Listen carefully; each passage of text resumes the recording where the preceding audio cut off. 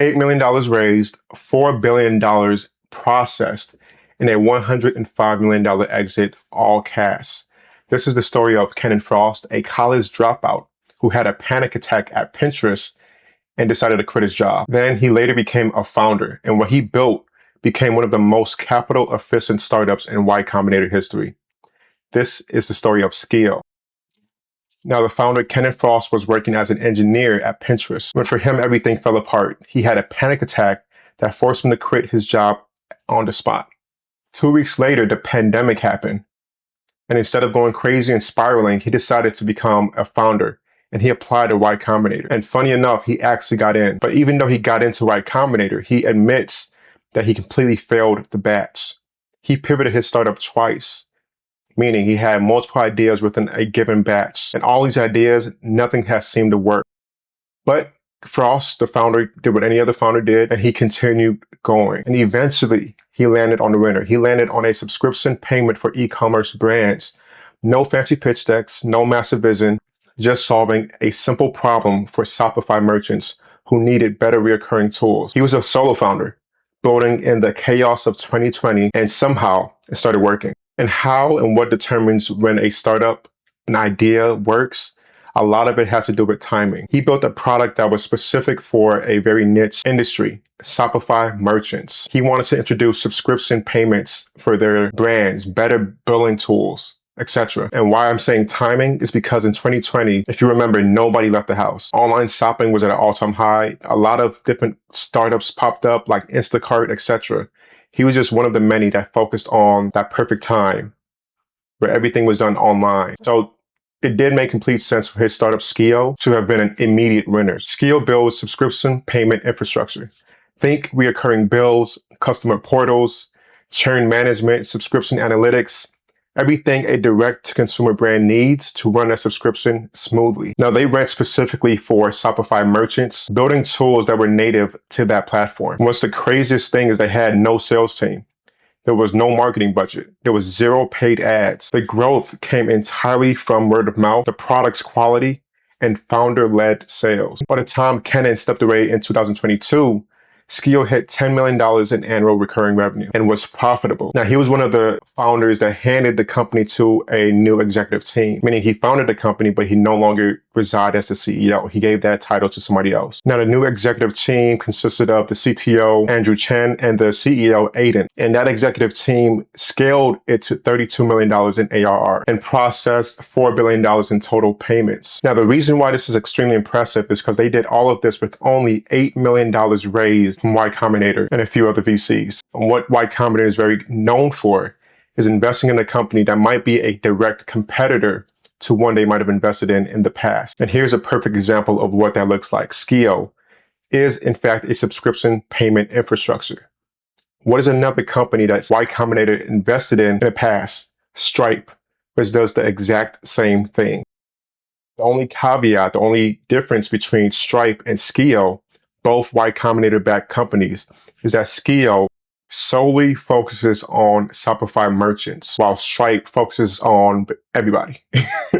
Stripe focuses on startups, enterprise companies. If you want to be able to collect payments, Stripe covers it. So that would make you want to think, why wouldn't Stripe be the person, the team, the company to have acquired Skio? Skio's already doing what Stripe is doing. They just focusing on a different market, a different demographic. Why not acquire that company? Dozens of acquisitions happen throughout the year. Stripe is actually known for making a lot of acquisitions themselves. They did 2 acquisitions that I'm aware of in 2026. But sometimes not making that acquisition for a company like Skio in this case that could become a direct competitor can be the downfall of your company.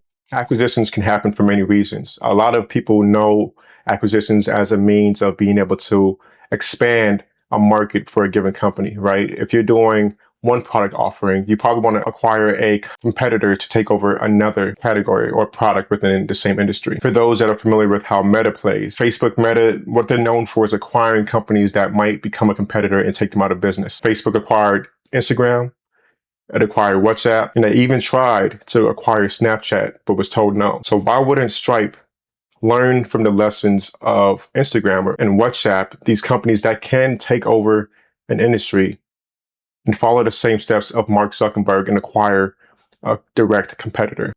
I don't know, maybe it's a stretch because Stripe is such a huge organization that it touches just about every single sector. The idea of a competitor coming out of nowhere and challenging them, as of now, seems hard to believe until it happens. Let's talk the numbers. So like I mentioned, $8 million raised, $105 million exit. That is a 13x return on capital raised, which is nearly almost unheard of in venture, because most companies that have raised $8 million are still, to this day, trying to find product market fit. While Skio, on the other end, found it, scaled it, and exited the company when it made $32 million in ARR. Like I mentioned, this was an all-cash deal, means that the investors, the founders, the employees, all got paid immediately. Just a nice clean exit. There was no earnouts. There was no equity rollovers. You become a multi-millionaire overnight, which is actually amazing to see. Most times when a company wants to acquire another company, they expect for the executive team to join their board, or sometimes join as a IC, individual contributor, a director, a manager, or even a software engineer for a given amount of time, 3-4 years. And then after that amount of time is met, you can either stay at the company or you can leave. But if you decide to stay or leave, that's when you get the entirety of what was promised to you on that acquisition. This was a smooth, beautiful deal. They said, hey, we want to buy you for $105 million. Paperwork was signed, and they walked away a multi-millionaire. People always wonder, like, why am I so obsessed with the whole startup world, the whole founder sector? And it's literally because of stories like this. You can literally change your life, your family's life like that.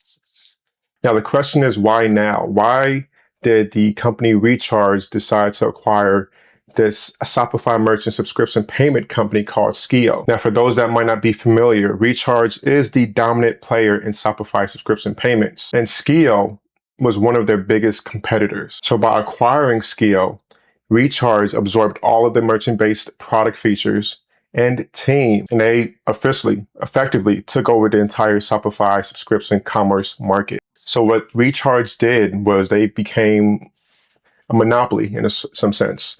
They seen a competitor. They've seen the competitor grow rapidly from $10 million in ARR to $32 million in ARR. And they put a stop sign up and say, hey, you need to slow down. And the only way we can slow down or slow you guys down is by acquiring them. And that's exactly what Recharge did. So this is a clear example of an acquisition happening to eliminate competition and to take over their share of the market. Now, this is bad news for Stripe Billing, which competes in the recurring payments, but it's also bad news for Chargebee and Recurly, which are both different startups, different companies that focus on subscription-based and billing solutions. Now, the subscription commerce market is worth over $600 billion. And Recharge, the company that acquired Skio, just made a major move to dominate that market immediately. So what's next after this type of acquisition? So the founder of Skio, the one that handed over his executive title to a whole nother executive team, is actually building another startup. So he got his bag, he became a multimillionaire, and now he's building another startup called Icon, an AI ad generation startup. Now, the same executive team that he gave Skio to decided to stay at Recharge, the company that acquired them, with the goals of just scaling the company internally even more within Recharge. So it definitely looks like it was a win-win situation for both the original founder, who later decided to leave the company after making it to $10 million ARR, and the executive team that took it from $10 million ARR to $32 million ARR with a $105 million cash exit. All right, let's see. Towards the end, this is where I like to give my random guess of what might happen in the future within the space of acquisitions. I think this play that Recharge just did with acquiring Skio for $105 million isn't something that's not going to change the market for subscription-based payments at all. Stripe is one of their competitors, and Stripe is worth, I think at this time, $96 billion. I wouldn't be surprised if Stripe has already or will in the future acquire one of Recharge's competitors like Chargebee or Recurly. I think with this type of acquisition, them taking over the market from Recharge's point of view is going to have to ignite some sort of flame within Stripe to say, hey, we might have snoozed on this acquisition from Skio, but we cannot allow Recharge to be able to take over any more space within this market. Yes, even though it's a Shopify-specific merchant market, they are still competing with Stripe indirectly by offering subscription billing as a service. So that's my 2 cents. I think what Stripe is going to do in the future is they're going to have to acquire Chargebee, Recurly, if they haven't done so already, if they haven't planned on doing so, to compete with this huge acquisition that just happened of $104 million, $105 million from Skio. That is it. Let me know your thoughts down below in the comment section. Hit that like, subscribe. What is your thoughts on this industry? Did you realize that this industry was as big as it is? And should Stripe be concerned? Sometimes when you're the big dog, you really don't see yourself falling short or anybody taking over the industry that's already marked as yours. But should Stripe actually take action and be concerned about this? Add your comments down below.